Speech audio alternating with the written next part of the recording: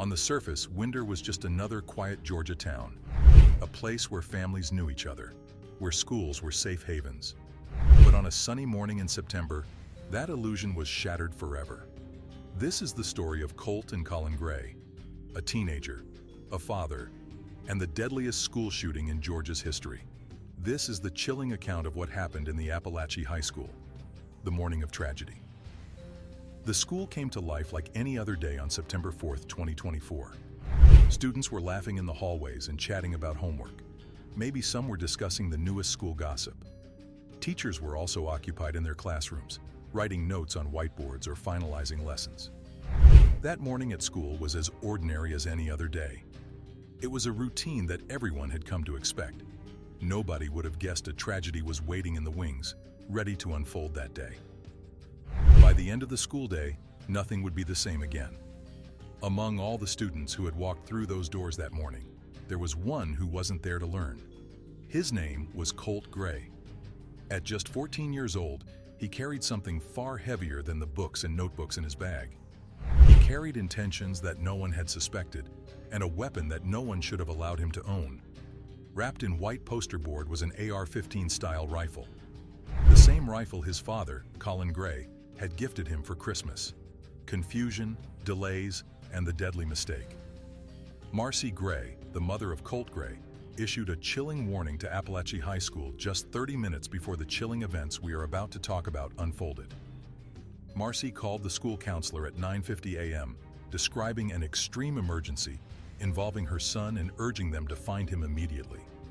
She had also gotten a haunting text from Colt that read, "I'm sorry, Mom," which made her reach out to the school. Despite this warning, there was a confusion because of a mix-up involving a student with a similar name, delaying attempts to locate Colt. By the time the school reacted, it was too late. The price of this mistake was paid in the blood of 4 innocent people, the shooting. There was peace in the school until it was time for Colt's second period class. Until that time, he was sitting in the room like any other student and had his weapon kept hidden in his bag. His quietness and general demeanor gave no clue to what he was going to do. Then, at 9:45 a.m., Colt raised his hand. "I need to see the counselor," he said. It was a reasonable request, one the teacher didn't question. After all, students sought guidance from counselors every day. But Colt had no intention of meeting with anyone. He left the classroom, his backpack slung over his shoulder, and made his way down the hall. He headed for the restroom. Inside, he stepped into a stall, closed the door, and began to prepare. The ordinary restroom transformed into a staging ground for what would soon be the deadliest school shooting in Georgia's history. Colt unzipped his backpack, his hands steady. He pulled out a pair of yellow gloves and slid them on, one finger at a time. Next, he carefully unwrapped the rifle, the white poster board falling away to reveal the cold, hard metal beneath. He checked the red dot sight, ensuring the weapon was ready. It was methodical. It was planned. Then, he stepped out of the stall. The rifle was in his hands. The gloves were on. He walked into the hallway, the noise of the school still humming around him, and raised the weapon. And he started shooting. The laughter stopped. The lessons ended. Chaos began. Chaos and courage. The first shot from his gun brought a halting stop to the peace of that morning. It was 10:22 a.m. when he shot his first bullet. That sound echoed through the halls, and it broke the mask of safety. Soon there was screaming from the students, which followed the shot. There was now panic in the air, and high-pitched screams, which led to chaos erupting in the school. Teachers shouted for lockdowns, slamming doors and barricading them as fear gripped their hearts. The ordinary rhythm of the day had been replaced by terror. At the center of the chaos was 14-year-old Colt Gray. He was not there to learn that day. Armed with an AR-15 style rifle, a Christmas gift from his father, Colin Gray, Colt was in control of the fear and destruction. The first victims were 2 students in a nearby classroom. It was Mason Schermerhorn and Christian Angulo. Both were just 14. They were full of life and had their futures ahead of them. They never got a chance. Mason, a playful teenager who loved to read, play video games, and visit Walt Disney World, was gone too soon. Christian, who had a heart of gold and was always thoughtful, left a hole in the lives of those who loved him when he became the victim of this violence. Colt walked down the hallway, slow and deliberate, his gun at the ready.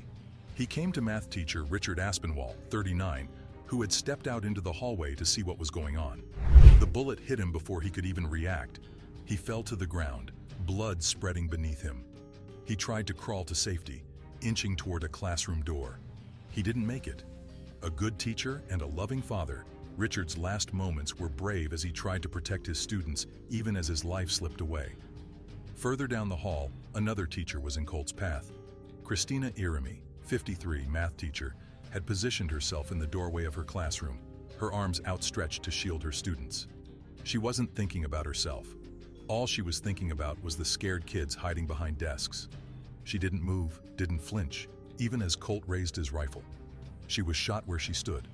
Her students would later call her a hero, sacrificing her life to save theirs. The terror would unfold over 7 long minutes. 7 minutes during which Colt turned Apalachee High School into a horror movie. He had not done this out of the blue. He had planned out this whole thing carefully, step by step. The hallways were made into a war zone, full of gunfire noises and the screams of those who were trying to survive. At 10:26 a.m., 4 minutes after the first active shooter alerts, 2 sheriff's deputies and 2 school resource officers entered the school. By then, the shooting had stopped. The hallways were quiet. Near the bathrooms, they found Colt, still holding the AR-15. Guns drawn, voices firm, they told him to drop the gun. He did without hesitation, put the rifle down, and raised his hands. He was cuffed and led out of the school. The threat was neutralized, but the nightmare was far from over. Inside the school, the extent of the tragedy was becoming clear. 4 were dead, 2 students and 2 teachers. 9 were injured, some critically. Hundreds were traumatized. The school, once a safe place, was a disaster zone. By 11:30 a.m., the school was on lockdown, and the process of reuniting students with their families was beginning. Parents were gathering outside, worried sick, their faces etched with fear. School officials were working to account for every student. Tearful reunions were happening as kids ran into their parents' arms. But for the families of Mason, Christian, Richard, and Christina, there were no reunions. Their loved ones were gone. A town in shock. This town of Winder, Georgia, would never be the same. There was chaos spreading across the town on that day in September. Parents raced to Apalachee High School, their faces pale and with their hands trembling. Phones were ringing, with very shook voices asking if their kids were safe. But no one had answers. Inside the school, students hugged each other, crying. Some couldn't speak, others whispered prayers. Teachers locked doors and pushed desks against them. The town had truly been shocked. Their normal rhythm of life now was stopped, as the grief that came with knowledge of this violent incident had spread like wildfire. The families began to cling together, and friends were sitting in silence together. The weight of the tragedy was everywhere. In the days that followed, the community came together. Vigils were held. Candles lit the night. Mason Schermerhorn, Christian Angulo, Richard Aspinwall, Christina Iremi. Their names were whispered, cried, and shouted. Their faces were everywhere, on posters, in hearts, in tears. Local businesses rallied. Restaurants donated meals. Fundraisers sprang up. GoFundMe pages overflowed with messages of love. The school's football team canceled their game. Instead, they held a prayer vigil. Hundreds attended, heads bowed, hands clasped. But as the grief settled, darker truths emerged. The gun Colt used, a Christmas gift from his father. The tactical vest, the ammunition, also bought by Colin Gray. And the warnings? Ignored. Who was Colt Gray? Investigators found notebooks in Colt's bedroom. Notebooks filled with drawings, stick figures labeled teacher and student, bullet wounds sketched in red pen, plans mapped out in shocking detail. Shoot the teacher first, one note said. Another, gut shot. He estimated how many he could kill in each classroom. 15 to 17, he wrote. Behind his computer desk, they found something else, a shrine. Photos of other school shooters, articles about Columbine, Sandy Hook, Parkland. He studied them, he admired them, and he wanted to join them. A troubled boy. Colt Gray wasn't like other teenagers. By the time of the shooting, he had already shown some really bad behavior. In May 2023, when he was 13, the FBI and local authorities came to the Gray's house after getting anonymous tips about threats Colt allegedly made on Discord. The threats were about a school shooting and included pictures of guns. The Discord username, Lanza, written in Russian, appeared to be a reference to Adam Lanza, the perpetrator of the Sandy Hook Elementary School shooting in 2012. When asked, Colt said he didn't know what Discord was or make the threats. His dad Colin told the investigators that Colt had access to hunting guns, but they were locked up and only used under supervision. The FBI decided there wasn't enough evidence to do anything further.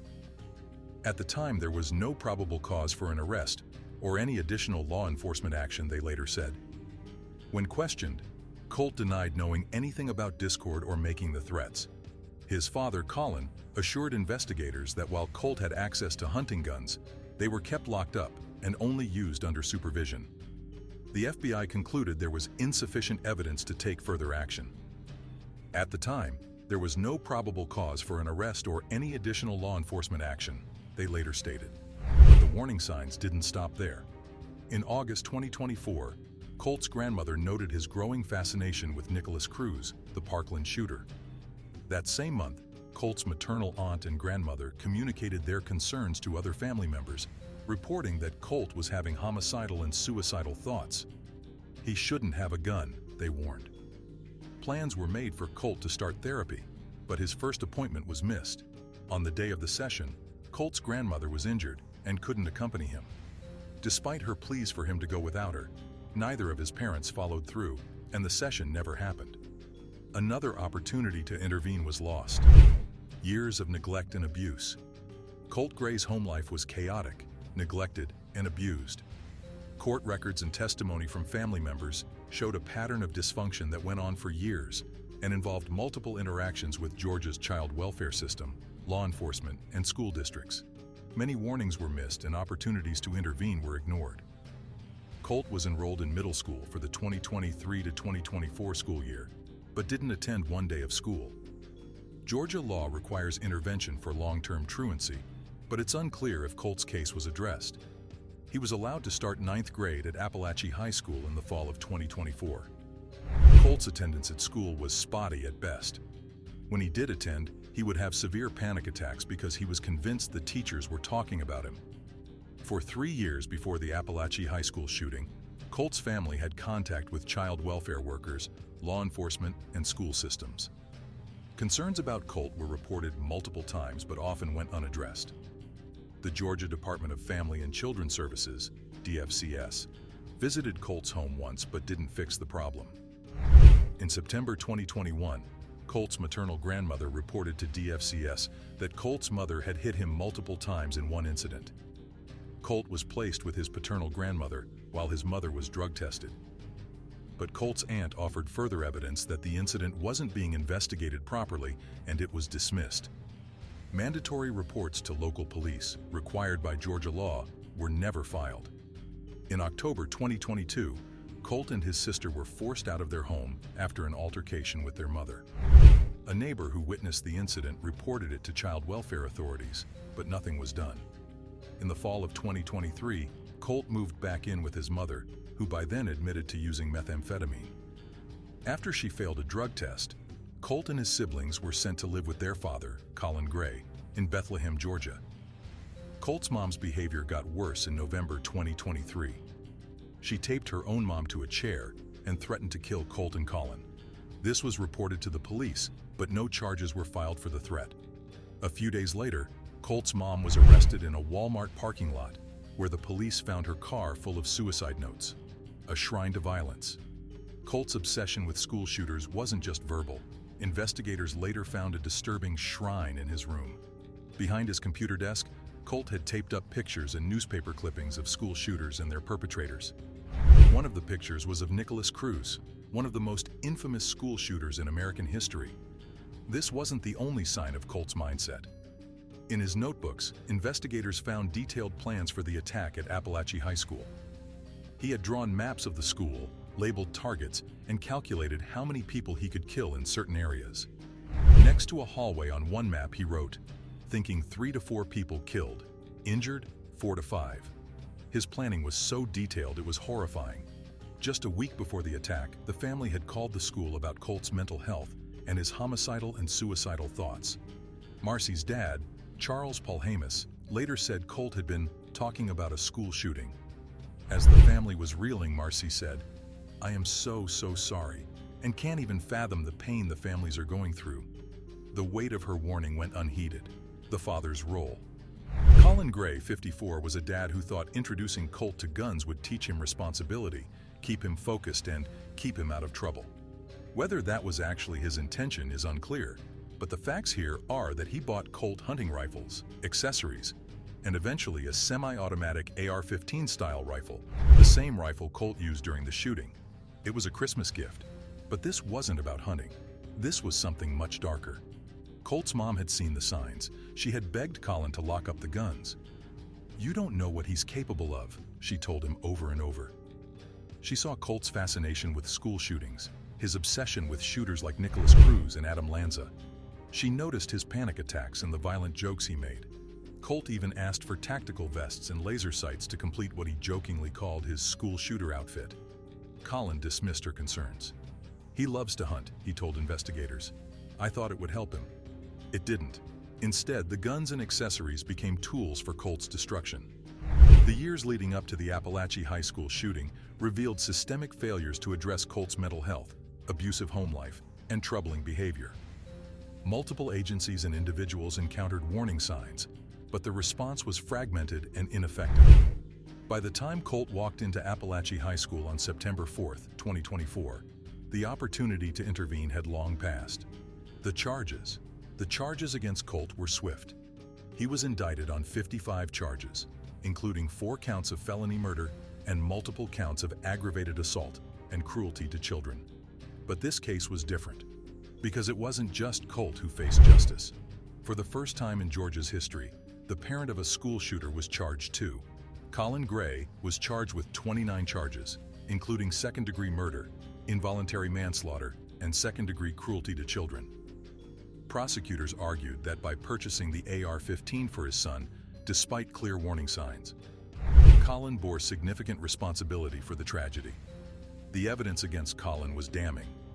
He had been warned by both the FBI and Colt's mother about the risks of allowing Colt access to firearms. He had ignored concerns about Colt's mental health, even after his family reported his suicidal and homicidal thoughts. Instead of locking up the guns or seeking help, Colin continued to buy Colt more weapons and accessories, including the laser sight and tactical vest used in the attack. Prosecutors said he was just as responsible as his son. He gave Colt the gun, the tools, the access, and he ignored every warning. A community forever changed. Apalachee High School opened again, and everything felt different. The joy and noise that used to fill the hallway was gone. Instead, there was silence and fear. Metal detectors at the door reminded everyone of the danger that used to walk through those doors. Mason, Christian, Richard, Christina. 4 lives lost. 9 others were injured. Hundreds of lives changed forever. The events of September 4, 2024, left the small town of Winder, Georgia, in shock. Parents who once felt safe sending their children to school now felt fear. On that terrible day, they had rushed to the school, desperate for answers. The scene outside was chaotic. Parents calling their children's names, searching for familiar faces, begging for news. Inside, students hugged each other, crying, trying to make sense of the horror. Some sat frozen in silence. Teachers did their best to calm their students, but their own fear was clear. The wounds were deep. Empty desks reminded students of Mason and Christian, 2 young lives lost too soon.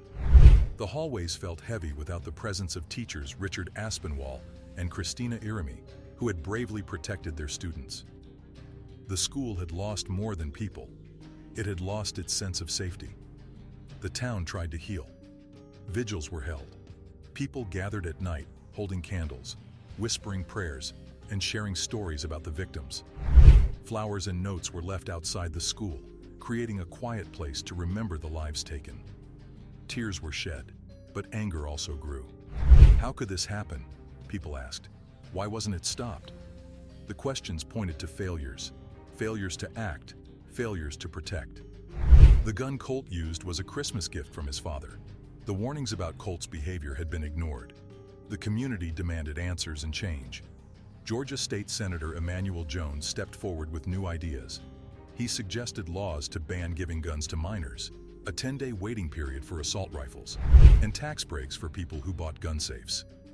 He also wanted schools to create systems to warn about students who might be dangerous. Some people supported these ideas, especially the safe gun storage incentives. Others argued against stricter gun laws. The town was divided, but the pain of what had happened was a constant reminder of the need for action. Apalachee High School will never be the same. It's not just a place of learning anymore. It's a place marked by loss. The names of the victims, the memories of that day, and the lessons it taught will never be forgotten. The legacy of a tragedy. This story isn't just about one school, one town, one family. It's a reflection of a deeper issue. A culture that glorifies violence, a system that misses the warning signs, a society that struggles to protect its most vulnerable. Colt's story is tragic, but it's not unique. And until we address the root causes, it won't be the last. If stories like this matter to you, hit subscribe to stay informed and support meaningful conversations. An Olympic snowboarder's lies were so convincing, they fooled the FBI. The truth is more twisted than you think. Watch it now on True Crime Diaries.